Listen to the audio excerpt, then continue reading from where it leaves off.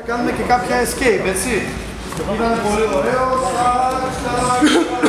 Πολύ ωραία. Έστω λοιπόν ότι κατάφερε με οποιοδήποτε τρόπο και με έριξε. Έστω λοιπόν ότι με έριξε.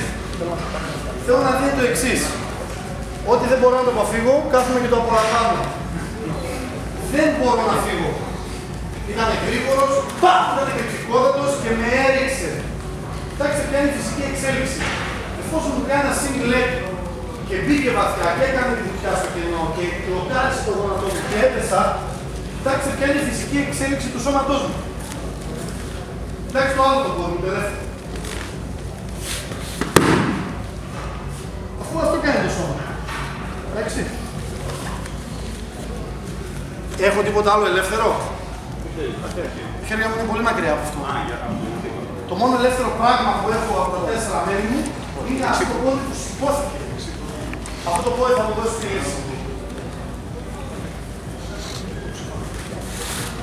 1, 2, 3. Τώρα αρχίζετε. Πρώτα απ' όλα, το πρώτο πράγμα που πρέπει να κάνω είναι να κλείσω τρίγωνο. Το τρίγωνο από μόνο του, παρόλο που δεν υπάρχει μέσα χέρι, είναι η θέση του σώματος τέτοια. Συνέχισε, αντέχει. Αυτό είναι το ένα κομμάτι της διαδικασίας. Αυτό που μου αρέσει εμένα περισσότερο είναι η στιγμή που συνθλίβω το δελτοειδή μη πάνω στην κνήμη μου. Είναι smash.